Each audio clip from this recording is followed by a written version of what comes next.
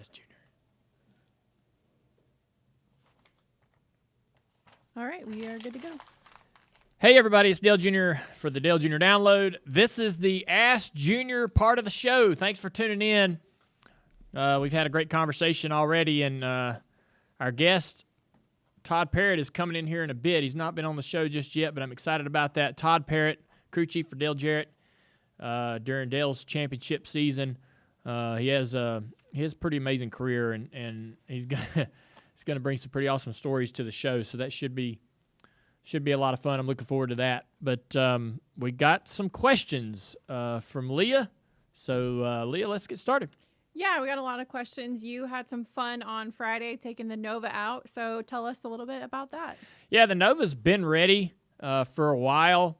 It's been sitting right here on the side of the studio for a couple months, several months.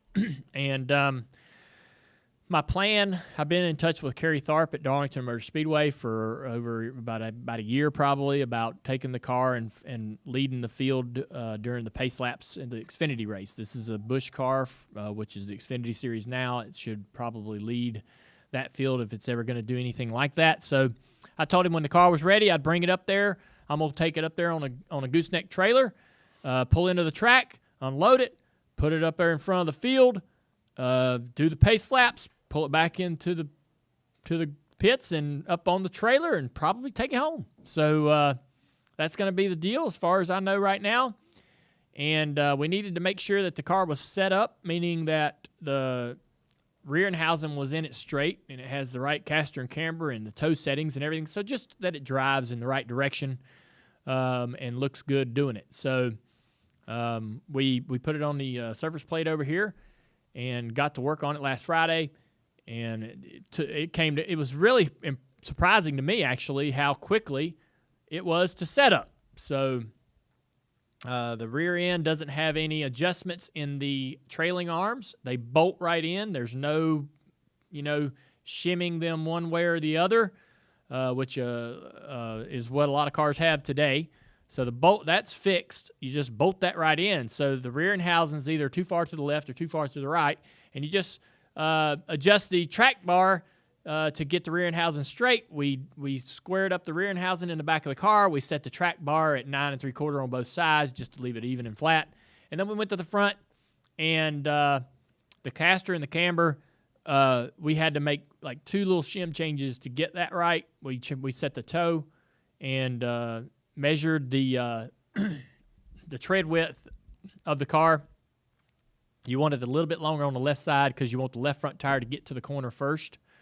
And so it's about a 1/2 inch or a 1/4 inch longer on the left side, like it's supposed to be. All that was automatic, just fell right into place. We had tightened up all of the suspension components and heim joints and everything to make sure nothing falls off. I'm going to take it to Charlotte Motor Speedway in a couple days just to roll around there at about 50 or 60 miles an hour, 4 or 5 laps, make sure nothing funky happens, no leaks, nothing breaks, the car doesn't run hot or anything crazy like that, because we don't want to have any problems that would affect the race itself in Darlington. So, yeah, I'm really nervous. Nervous only because I don't want to have a problem that affects the race, right? You don't want to do anything that's going to mess with the show. So, but hopefully it's going to look beautiful on the racetrack. It looked great in the videos of us driving around here in the industrial parking lot and the complex here at Junior Motorsports. It looked great in those videos, so I know it's going to be awesome on the track. Our next question coming from Mir E-Racing. Hey, Dale, how do you feel about Kyle Larson's win at Vegas? Is Hendrick Motorsports the top dog this year? Well, if you watch the NBC's season preview show, I said that I think Kyle will be a Final Four championship contender, run deep into the playoffs, and that really is looking like a pretty good bet. And they haven't even got to the dirt race at Bristol, and he's already got a win under his belt. So I think that the confidence and all those things after a win like that, a stage win, just he's gonna start accumulating these important playoff points and those things that are gonna help carry you deep into the playoffs and get you that opportunity to be in that Final Four at the final race of the year. So I think it's just going to naturally be a pretty solid season for the 5-car, and which is it'll be interesting to see how that affects the rest of the company. All the cars kind of feed off of each other, and it really is shocking to me. Not shocking, but it's really surprising how all these teams sort of ebb and flow from the top to not too good back to the top. I mean, there was a moment when Chevy wasn't good. No Chevy team was doing well. They get a new car, things get a little bit better, but still you have the Fords and the Toyotas more dominant than the Chevrolets. And then last year, Chase wins the championship, and now everybody's looking at Hendrick and Chevrolet as maybe the top team, the best performing team organization overall. So they're in the debate. They weren't, but now they are. And there are other teams that were at the top or are now maybe struggling a little bit. Like, I was shocked at how Harvick ran this past weekend. I had him in my fantasy lineup. I had to pull him before the end of stage 2, which you never did last year or the year before. Harvick was automatic. If you put him in there, you were sticking with that. So it's just like junior motorsports this year. Like, we're struggling. But we've had these years, we just come out of the gate and can't get anything going, can't find any speed, and then it just happens. You start running well again for whatever reason. You make some changes in the organization, things get better. But that's shocking to me. That teams, you hang around the sport long enough and you see those teams rise and fall. And we're sitting in a building of one of those teams that does that very thing. And right now, Hendrick's on the rise.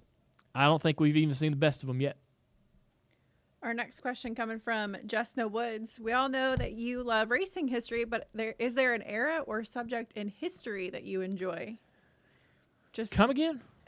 We all know that you love racing history, but is there an era or subject in history that you enjoy? Oh, yeah. So I've been playing this game on Steam on the PC. Hell Let Loose is the name of it, and it's basically a World War II shooter. And when I get into something like that, I want to learn more about, the real history of the war itself. And I kind of always have been interested in, I'm interested in abandoned racetracks. I'm interested in a lot of, like, there's some accounts on there's some accounts on Instagram that'll do these. Here's Times Square in 1920, and here's Times Square today. The very same picture, right? And that to me just is really interesting to see the growth and change. Or what is the same, right? Some of the architecture and some of the buildings literally have not changed at all and have been around over at 100 years, right? I don't know why that's cool to me, but I can have that same experience when I'm thinking about World War II and some of those battlegrounds, some of those places where the war took place, what they look like today. People actually go and explore those sites. You can watch those videos on YouTube, and I spend some time doing that. So it's really interesting to kind of watch historic footage of some of those locations and then see people explore those locations today. I don't know why I find that fascinating, but I always have, and I have that exact same experience when I go to a lost speedway. We've talked about, me and Mike have kind of, we started Lost Speedways, how long ago? Last the year. Conversations. 2 years ago. Right. And we still, I think Mike is still today learning, like, what Lost Speedways is to me. Like, what do I get out of Lost Speedways? What am I there to achieve or accomplish? What's the enjoyment factor for me? And it's really that explore. And so I find that sort of fascination in a lot of World War II stuff. So there. Cool. One more question coming from Michael Erickson. What's your favorite kid show that Isla watches? Yeah, she loves Peppa Pig, and she's got a few others that she watches.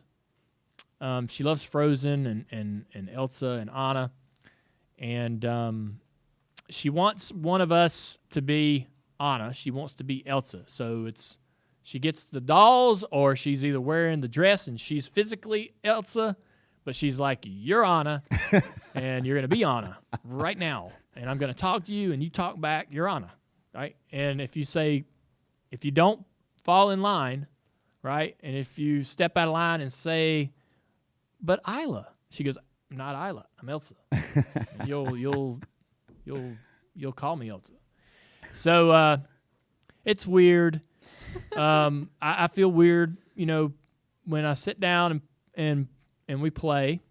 It's a unique experience, new experience for me. Mike, I mean, you're a dad.